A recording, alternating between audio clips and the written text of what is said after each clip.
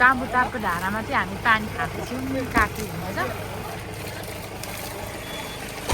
हामीलाई पनि तपाईँको भिडियो सेयर गर्नुहोस् है हस् मामा यहाँ गाडी छ लिम्खिमी हिँडेको हामी चाहिँ के ठाउँ भन्छ हौ यसो राम्रो रहेछ तर कता गयो लिम्खिमको झर्ना राम्रै रहेछ नि कस्तो काकी होइन तीव्र गतिमा छ नि तीव्र गतिमा छ नि गाडीबाट हामी चाहिँ ओर्लिसक्यौँ अब यहाँदेखि चाहिँ हिँड्नुपर्छ अरे यहाँ चाहिँ यस्तो रहेछ काकी बाहिर बस्नु भएको यो गाउँ चाहिँ के हो के गाउँ रहेछ यो काकी लामफेवा यस्तो रहेछ यहाँ चाहिँ लामफेवा म्याङ राईहरूको सुबुङ चारलुङ समिति भवन लुङसिङ अरे यस्तो छ यस्तो रहेछ स्कुलको हो कि स्कुल बस यहाँ चाहिँ खटाङमाको स्कुल होला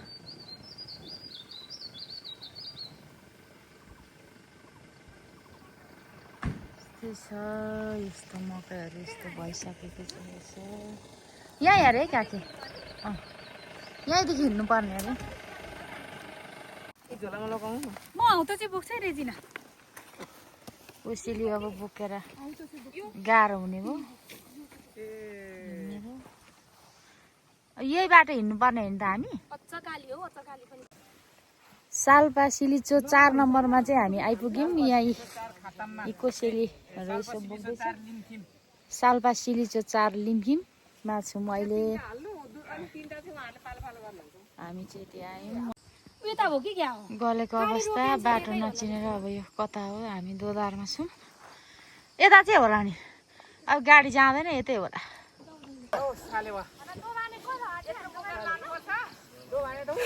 उकालोमा साह्रो पर्यो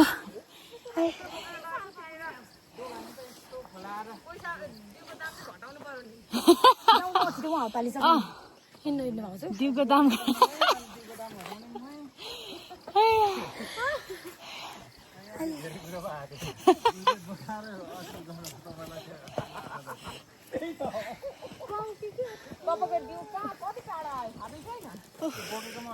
साल्पा सिलिचो आइपुग्यो यसरी बोक्छु ल सकिन ल ल ल हिँड्ने बानी हराएछ है मैले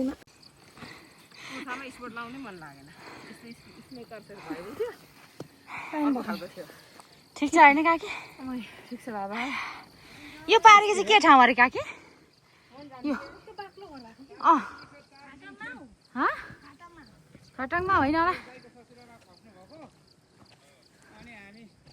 यस्तो छ त्यसको भोलि गरौँ भनेर मैले भनिसकेँ रोशन चौधरी विजय चौधरीलाई ल भोलि जानुपर्छ ल हेलो सेवा नमस्ते बहिनीहरू यस्तो फुलफुली राखेको छ यता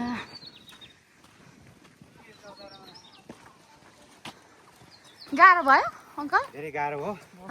त्यही माथि तिम्रो र मेरो त बाक्लो ज्याकेट घर आइपुग्यौँ यही हो कि क्या रेजिना रेजिना यही हो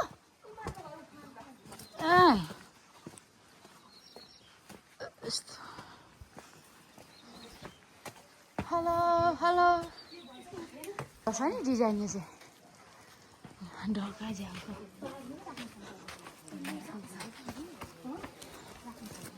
बराबर हाल्दा फुलहरू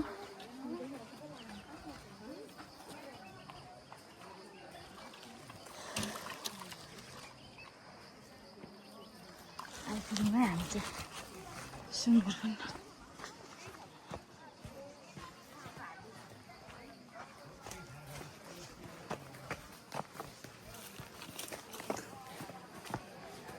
भइसकेको छ है क्या सुरु त भइसकेको छ त सकिसकेको छ है क्या काकी ए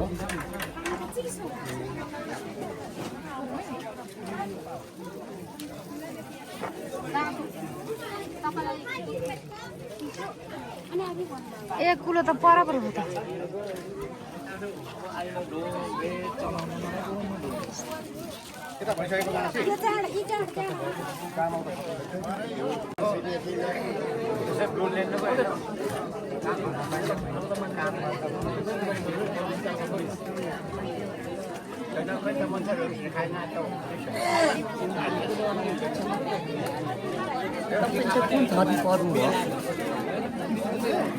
कुन थरी पर्नु राई नै हो त त्यो होइन होला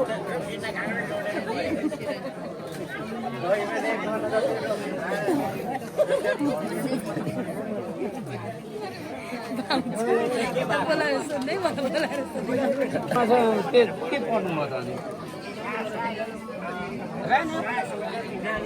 होइन हो त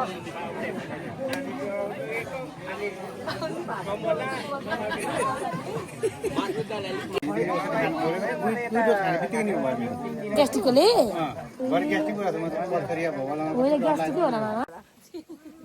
किन कता आउँदै हुन्छ हाम्रो काकी कल्पना अरे पम्फाको बेथा तपाईँलाई आज केही थाहा छैन हेलो देखिएन काकी हामी अहिले लिमखिम टोलबाट उँधो झर्दैछौँ हो आयो भर्खरै मात्र सिलिचो प्राथमिक विद्यालय हामीले क्रस गर्यौँ आज हामी हाम्रो सुरेश दाजु सृजना दिदी सुरेश दाजुको ससुरा बुवा सृजना दिदीको जन्मदिने बुवाको आज उहाँको अन्त्येष्टि सहित 3 दिने शुद्धै हाम्रो किराँतीहरूको संस्कार अनुसार 3 दिनमा शुद्धै कार्यक्रम पछि शुद्धै कार्य पछि हामी फर्किँदैछौँ देखिएको छैन होला अलि खुट्टा देखिँदैछ होला बाटो अप्ठ्यारो छ क्यामेराम्यानले अलिकति मेसो पाउनु भएको राम्रो रहेछ लिमखिम एकदमै राम्रो ठाउँ टोल सब्स्क्राइब गरिदिनु नि मेरो ल ल एकदमै होइन हामी त सब्स्क्राइब गरे सेयर अनि सब्स्क्राइब गरिदिनु होला थ्याङ्क यू बाई बाई यहाँ चाहिँ म अगाडि आएर हाम्रो काकी रेजिनाहरू चाहिँ आउँदै हुनुहुन्छ अनि त्यहाँनिर हरियो मुन्टा उ गर्ने भनेको होइन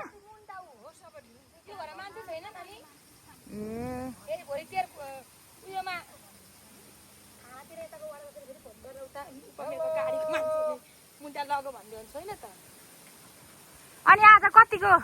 कस्तो भइरहेछ रेजिना एकदमै अब हामी दुःख गाडी राख्ने दुःख दुसमा आएको हो होइन अब रमाइलो भन्दा पनि जोस् आयो आउन पाइयो चिन्जान भयो दुःखमा सहभागी हुन सक्यो परिवारको दुःखमा नयाँ ठाउँ यस्तै छ बुहारी काकीलाई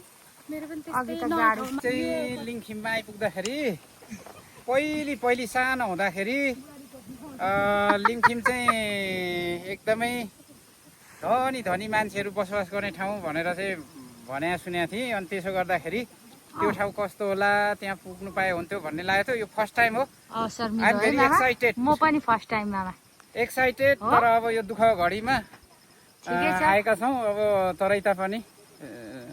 अब यो दुःख घडीमा परिवारजनलाई समवेदना प्रकट गर्न पाइयो र यो पहिलोपटक यहाँ आउँदाखेरि आई एम भेरी एक्साइटेड अब हामी चाहिँ यहाँ गाडी लाग्ने ठाउँमा आइपुग्यौँ है मामा अब हामी चाहिँ दिउँला अब ठ्याक्कै 2 घन्टामा पुगिन्छ नि यहाँदेखि 2 घन्टा कुलुङबाट जाने रे 3 घन्टा लाग्छ होला हजुर कुलुङ पो अनि नजाउँ न हौ भनेको नि त्यो चौकी डाँडा भन्ने ठाउँ रहेछ यो चाहिँ यस्तो रहेछ चौकी डाँडामा चाहिँ चिम्लोको बनाउनु भएको रहेछ यस्तो मूर्ति बनाउनु भएको रहेछ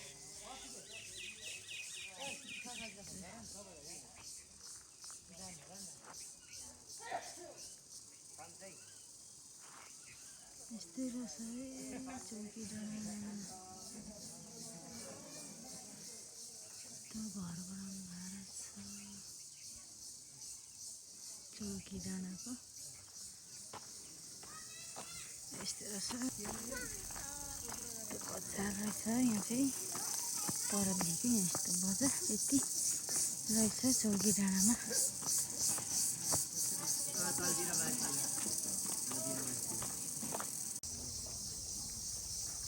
पाल्पा सिलिचोको गाउँपालिकाको कार्यपालिका कार्यालय रहेछ यो चाहिँ।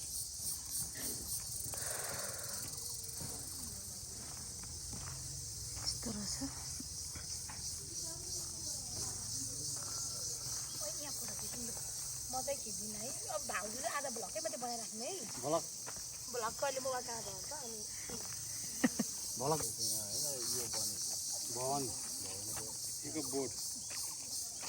ए त्यसो पो त्यही छ। आज हाम्रो सबैजना पाउने हुनुहुन्छ होइन स्वागत है।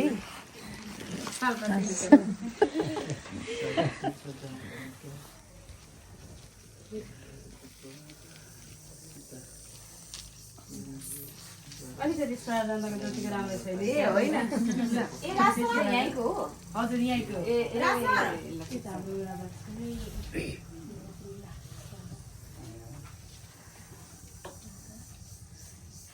फेरि हाम्रो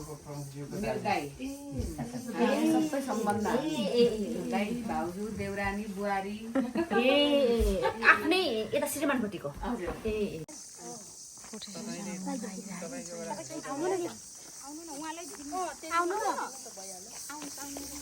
अब चाहिँ हामी यो फोटो खिच्न लागिरहेछौँ। यो भिडियो अन्तिमसम्म हेरिदिनुमा धेरै धेरै धन्यवाद।